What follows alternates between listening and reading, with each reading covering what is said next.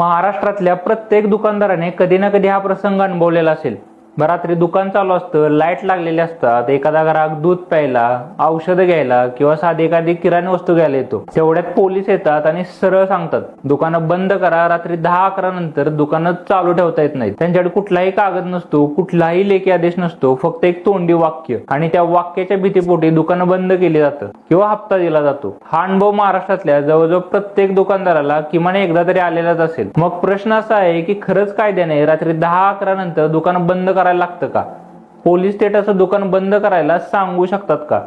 कुठल्या कायद्यात असं लिहिलंय? दूध, किराणा, मेडिकल सारखी अत्यावश्यक दुकानंही रात्री बंदच ठेवावी लागतात का? हे प्रश्न तुम्हालाही पडले असतील, कारण हा विषय फक्त एका दुकानापुरता नाहीये। हा विषय संपूर्ण महाराष्ट्रातल्या हजारो दुकानदारांचा आहे। आणि याच प्रश्नाचे उत्तर शोधताना पुण्यातील गोखले नगर मध्ये घडलेली एक खरा किस्सा आहे का? रात्री साधारण 11:30 वाजताची वेळ होती। एक दूध दुकान नेहमीप्रमाणे सुरू होतं। दूध काही ऐशोआरामाची वस्तू नाही, तर एक गरजेची वस्तू आहे। तरी एका पोलिसाने येऊन ते दुकान बंद करायला सांगितलं। कुठलाही लेखी आदेश नव्हता, कुठलाही कायदा सांगितला गेला नाही आणि फक्त तोंडी सूचना देण्यात आली।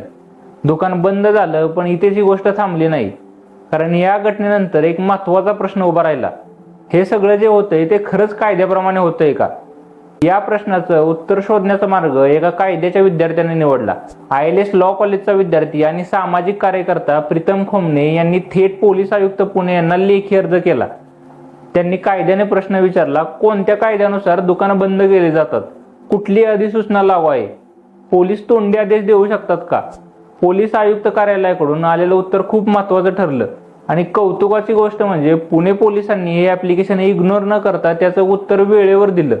असंच प्रशासनाने लोकांच्या प्रश्नाची उत्तरे लवकर दिली गेली पाहिजेत। तर बघा, उत्तरात दुकाने व आस्थापना अधिनियम, सरकारी अधिसूचना आणि परिपत्रकांचा उल्लेख करण्यात आला।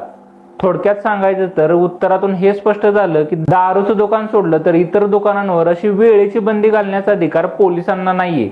तर नक्की कायदा काय आहे ते आपण थोडं डिटेलमध्ये समजून घेऊया। बघा, पुण्यातील हडपसर भागात द न्यू शॉप नावाचं एक 24 तास चालणारं कन्व्हिनियन्स स्टोअर होतं। या दुकानात दारू नव्हती, कोणताही गैरप्रकार नव्हता। दुकान महाराष्ट्र दुकाने व आस्थापना अधिनियम 2017 अंतर्गत कायदेशीररित्या नोंदणीकृत होतं। तरी स्थानिक पोलिसांकडून वारंवार तोंडी सूचना दिल्या जात होत्या, 10-11 नंतर दुकानं बंद करा। कुठलाही लेखी आदेश नाही, कुठलीही नोटीस नाही। असं वारंवार झाल्यामुळे त्यांनी मुंबई उच्च न्यायालयात याचिका दाखल केली। त्यांनी न्यायालयाला सांगितलं की आम्ही कोणताही कायदा मोडलेला नाहीये, तरीही पोलीस आमच्यावर बेकायदेशीर दबाव टाकत आहेत। त्यांनी न्यायालयाला स्पष्ट विचारलं, आम्हाला 24 तास दुकान चालवण्याचा कायदेशीर अधिकार आहे की नाही? न्यायालयाने या प्रकरणाची गंभीर दखल घेतली। न्यायालयाने फक्त दुकानदाराचं म्हणणं ऐकलं नाही, तर राज्य सरकार आणि पोलीस विभागाकडूनही उत्तर मागवलं। राज्य सरकारने न्यायालयात स्पष्ट सांगितलं, महाराष्ट्र दुकाने व आस्थापना अधिनियम 2017 अंतर्गत अशा कन्व्हिनियन्स स्टोअरवर कुठलीही वेळेची बंदी नाहीये। पोलीस विभागाने प्रतिज्ञापत्रात कबूल केलं की दुकानात खाद्यपदार्थ विकले जात असल्यामुळे गैरसमज झाला होता आणि त्यामुळे तोंडी सूचना देण्यात आल्या। पोलिसांना तोंडी आदेश देण्याचा अधिकार नाहीये। कायद्याने परवानगी असलेला व्यवसाय पोलीस हस्तक्षेपामुळे थांबवता येत नाही। या निकालानुसार सरकारने 1 ऑक्टोबर 2025 रोजी एक सविस्तर परिपत्रक काढलं। या परिपत्रकात स्पष्ट सांगण्यात आलं की दारू विकणाऱ्या आस्थापनांखेरीज इतर दुकानं 24 तास चालू राहू शकतात। पोलिसांनी किंवा स्थानिक प्रशासनाने बेकायदेशीरपणे दुकानं बंद करू नयेत। आता प्रश्न येतो, नेमकी कोणती दुकाने 24 तास चालू राहू शकतात? कायदा अगदी स्पष्ट आहे। परमिट रूम, बियर बार, दारूची दुकाने, डान्स बार, डिस्कोथेक, हुक्का पार्लर ही दुकानं 24 तास चालू ठेवता येत नाहीत।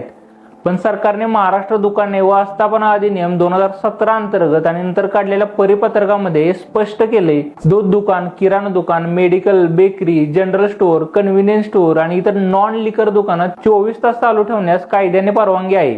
या दुकानांवर रात्री 10, 11, 12 नंतर बंद ठेवण्याची कुठलीही कायदेशीर सक्ती नाही। फक्त कामगाराचे नियम पाळले गेले पाहिजेत।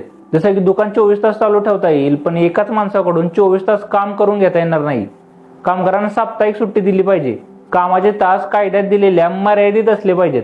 ओव्हर टाइम असेल तरी नियमाप्रमाणे दिला गेला पाहिजे। महिलांच्या कामाच्या वेळेसंबंधीचे नियम पाळले गेले पाहिजेत। आता इथे लोकांच्या मनात दुसरा एक प्रश्न निर्माण होतो, ठीक आहे, दूध दुकान, किराणा दुकान, मेडिकल ही स्थायी दुकाने 24 तास चालू राहू शकतात, मग फेरीवाले, पान टपरी, चहाची टपरी, अंडा भुर्जीवाले किंवा खाऊ गल्ल्या यांचं काय?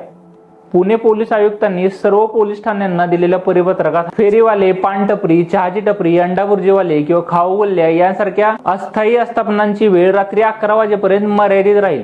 कारण या आस्थापना रस्त्यावर सार्वजनिक ठिकाणी किंवा गर्दीच्या भागात असतात आणि त्याचा थेट संबंध सार्वजनिक सुव्यवस्थेशी येतो. आता सर्वात महत्वाचा मुद्दा समजून घेणं गरजेचं आहे. राज्य सरकारने लेखी अधिसूचना काढलेली आहे. माननीय उच्च न्यायालयाने स्पष्ट निकाल दिला आहे आणि पुणे शहराच्या पोलीस आयुक्तांनी सुद्धा सर्व पोलीस ठाण्यांना लेखी सूचना दिलेल्या आहेत. म्हणजे कायदा, न्यायालय आणि वरिष्ठ पोलीस अधिकारी सगळे एकाच गोष्टीवर ठाम आहेत.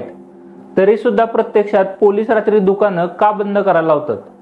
तर बघा, समस्या ही कायद्याची नाही तर कायद्याच्या अंमलबजावणीची आहे. विशेष करून रात्री पेट्रोलिंगवर असलेले पोलीस किंवा स्थानिक पातळीवरचे कर्मचारी हे अनेक वेळा या लेखी आदेशांकडे दुर्लक्ष करतात.